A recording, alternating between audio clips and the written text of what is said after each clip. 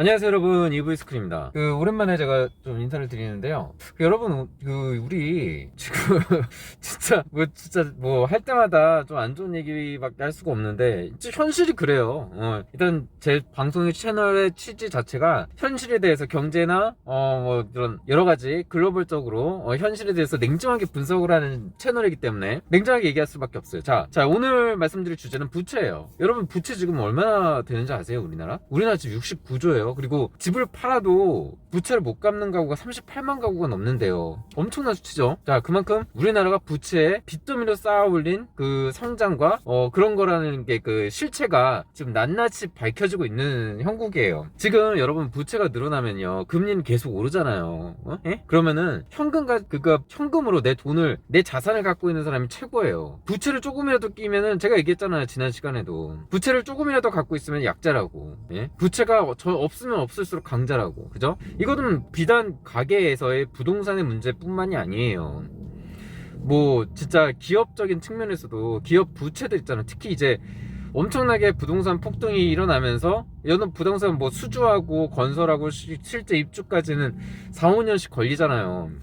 이미 그 전에 4, 5년 전에 금리 인상 이제 시작하기 눈치채기 전에 한 1년 전에 그 이전, 그러니까 2년 3년 전에는 금리 인상을 할 줄 몰랐던, 예측을 못했던 사람들이 되게 허다했겠죠. 특히 이제 건설사 같은 경우에는 수주를 받아가지고 이제 지금 뭐 건설 자재나 원자재를 그때그때 구입을 해가지고 사는데, 원자재 구입비 분양 대비해서 너무 높아진 거예요. 원자재 구매 가격이 인플레이션 때문에. 그리고 금리 인상 때문에 겹쳐가지고, 금리 인상 때문에 이제 금리나 이런 것들이 더 부담이 돼서 지금 보니까 조금이라도 빠를 때, 금리가 조금이라도 낮을 때 앞으로 계속 오를 거니까 조금이라도 낮을 때 부채 땡겨 쓰자고 지금 막 은행에서 퍼담고 있잖아요. 제가 볼 때는 건설사도 부도 날 수 있는 위기가 되게 많아요. 이번에 금리 인상으로 건설사 부도 나고, 그 건설사에다가 대출해가지고 돈 빌려주는 은행도 되게 위험해질 수 있어요. 은행 연쇄도산이 남의 일이 아니에요. 그죠? 지금 그런 형국이에요. 그만큼 현금을 가지고 있으면은 가지고 있을수록 현금이 아주 최고의 현금만 가지고 있어도 최고라는 거예요. 그러니까 부동산 필요 없어요. 집 없어도 돼. 지금 집이 있으면 오히려 손해예요.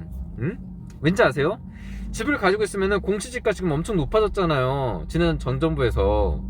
그 공시지가 높아진 걸로 세금도 엄청 내야 되고, 또 세금 내는 거, 또 그 자기 집이라도 세금 내는 것 때문에 부담되고, 또 세금뿐만이 아니라 세금을 생각할 겨를도 없이 자기가 집을 살 때 영끌을 하거나 빚을, 영끌이 아니더라도 한 40% 30% 빚만 줘도 엄청난 부담 아니에요. 솔직히 얘기해서 10억짜리 3억 빚졌으면은 연간 이제 3천만 원씩, 이자만 3천만 원씩 4천만 원씩 내야 되는데 감당이 안 된다니까요. 이제 연간 3천만 원 4천만 원 이자로 흔쾌히 낼 수 있는 가계가 얼마나 되겠어요. 지금 그래서 부동산 가격도 오르면 다행이지, 그것도 퍽퍽 떨어지고 있는데 못 버틴다니까. 특히나 내가 구입한 부동산 집 가격에서 그 가격 이하로 떨어지기 시작하면은 멘탈이 붕괴가 돼요. 그때부터 버틴다 이제 자기 정신 승리는 하고 있죠. 남들한테 막 얘기하고 다니면서 나는 버틸 거야 하면서 버틴다 하면서 또 여전히 그냥 집 없는 무주택자들 우리들 보고 깔깔 웃는다, 평생 무주택이다, 집 못 산다 하면서 조롱한다고 여전히 비아냥거리고, 그러다가 지금 뚝뚝 떨어지니까 속으로는 얼마나 불안하겠어요. 밤에 잠도 잘 안 올걸요?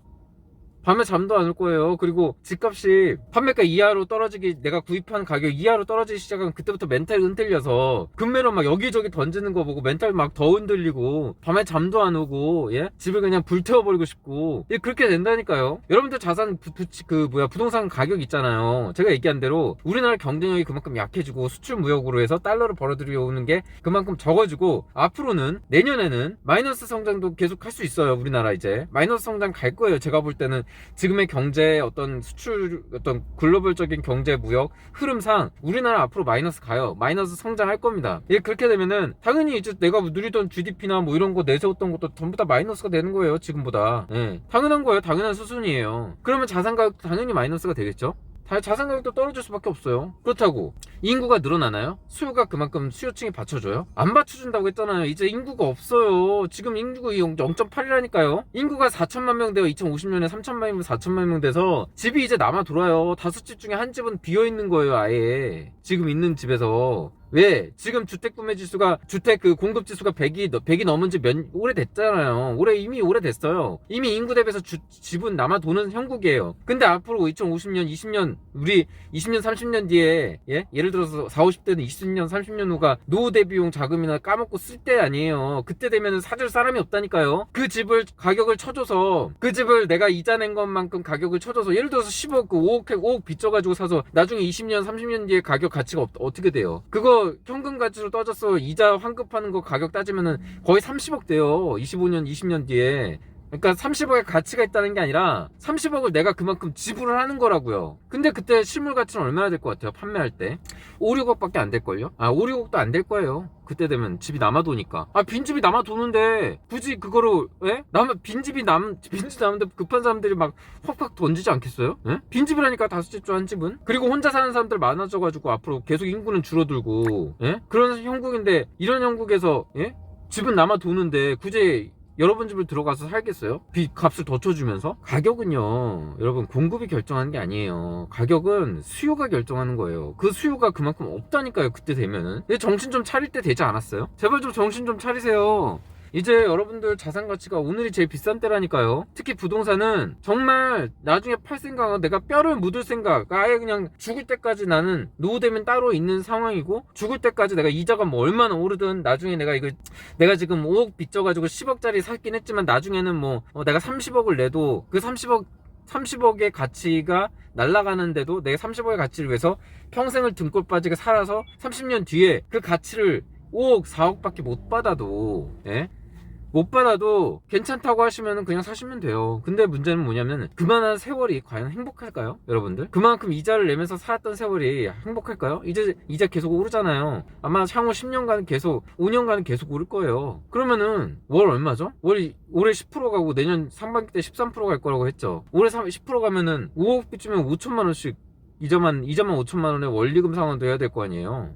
예? 200씩 해서 25년 되면은 200씩은 내야 될 거 아니에요. 그럼 월 700씩, 그렇게 최소한 5년, 예? 월 700씩 해서 8,400씩 5년 내고, 5년 뒤에 그 가치만 해도 5억이 되겠네요. 5년에도. 그러니까 그렇게 나중에 어차피 가치가 떨어질 건데 뭐하러 사냐 이거예요. 그래서 집 없는 사람들이나, 이미 지금 너무 많이 땡겼었잖아요. 20대들 영끌 해가지고 네 집 지금 아니면 못 사 해가지고 엄청 땡겼었잖아요. 그 사람들 다 우르르 몰려가지고 영끌 해가지고 막 샀잖아요. 가뜩이나 수요가 없어요. 그래서 살 사람이 없다고. 살 사람이 이미 다 샀어. 더 이상 여러분들 지금 팔고 싶다고 해서 사줄 사람이 없어요. 거기다 설상가상으로 지금 가격이 말도 안 된다는 걸 모두가 알고 있어요. 모두가 부처님이 됐다고 했잖아요. 거들떠도 안 본다니까요. 지금 가격이 70% 이상 떨어지지 않는 이상. 그러니까 제가 뭐라고 얘기했어. 잠실 가격 기준으로 보면 돼요. 아파트는 잠실 아파트 가격 기준으로 20평대는 5, 6억 정도, 예? 30평대는 7, 8억 정도. 딱 그 라인, 그 선에서만 보고, 그 이상 되면 완전 버블이라고 생각하고 안 사면 되고, 그 정도 가격이 왔을 때 여러분들 정말 그때 아니면 안 된다, 그때 꼭 집이 필요해서 들어가 살 생각만으로, 자산 증식이 아닌 내 자산을 불릴 기대를 하지 않고, 일도 없이 그냥 가서 내 몸이 그냥 편안하게 내 집이라고 생각하고 남의 그 참견,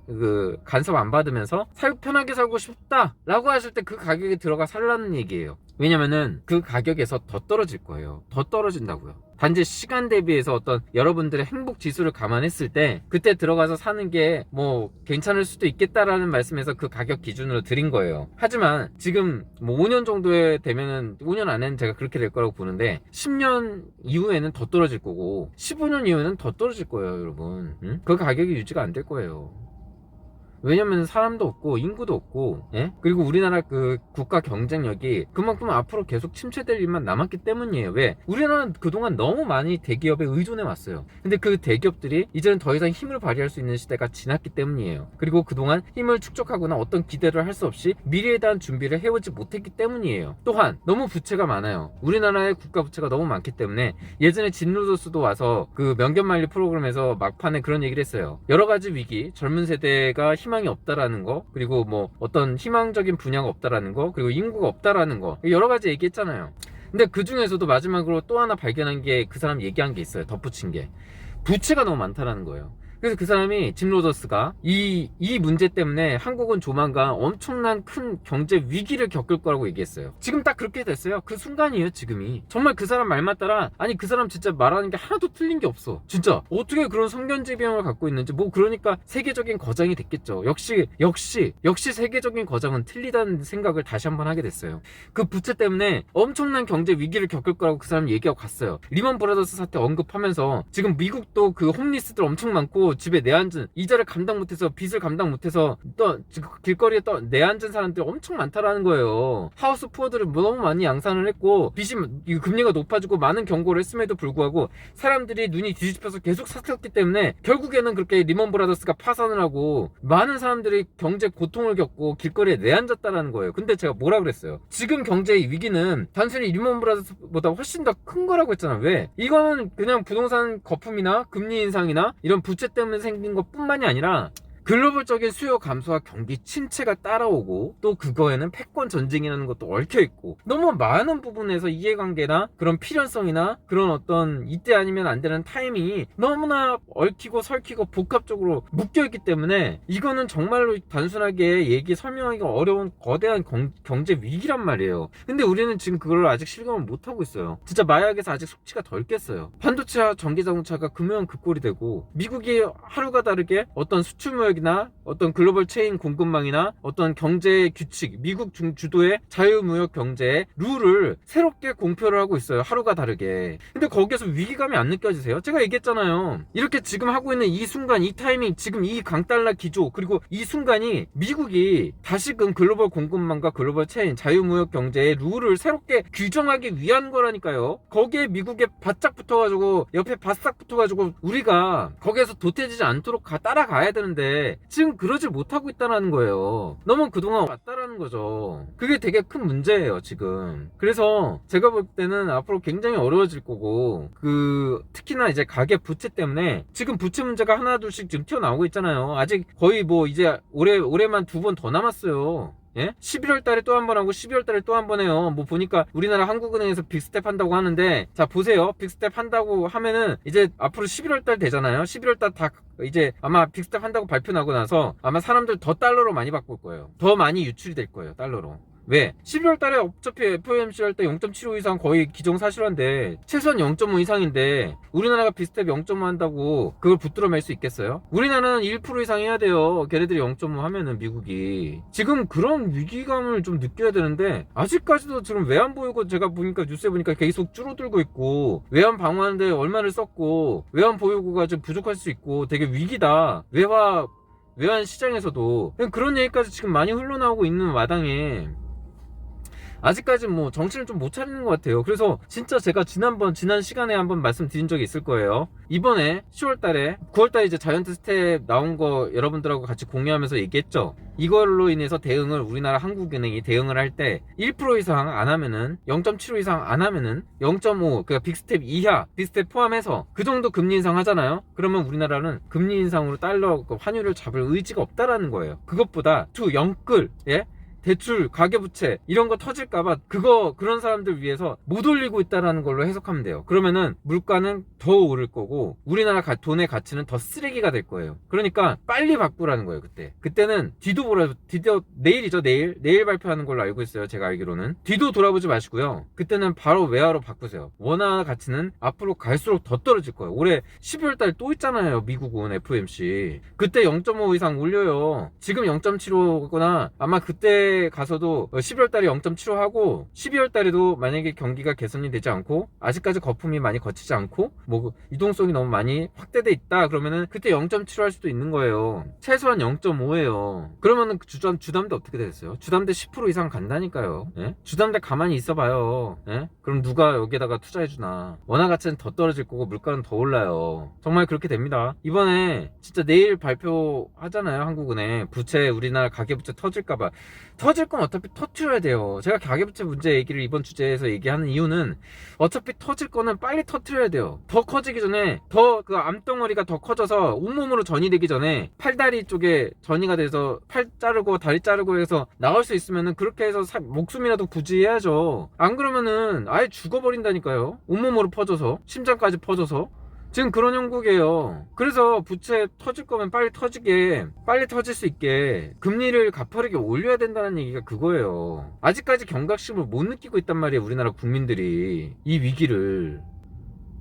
정말요. 지금 금리 안 올리고 있잖아요. 원화가치 나중에 팍팍 떨어지고 쓰레기 될 때 그때 2% 3%씩 올리면 그때 아주 다 죽는 거예요. 그때는 안 올리고 버틸 수 있을 것 같아요. 여기가 일본이에요? 일본만큼 어떤 경제 규모나 다른 나라의 채권을 많이 갖고 있어요? 뭐 그것도 아니잖아요. 일본은 그런 걸로 해칭할 수가 있어서 기초통화국이 된 거란 말이에요. 해칭할 수 있는 것들이 많기 때문에. 예?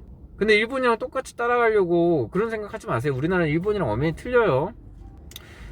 확실히 틀리다는 얘기는 그만큼 위기에 취약하다는 얘기예요. 일본보다 더. 예?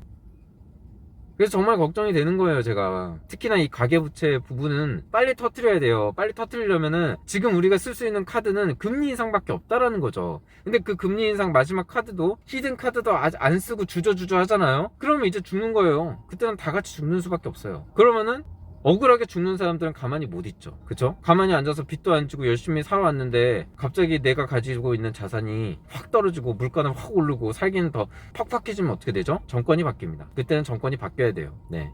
오늘 방송 여기까지 할게요.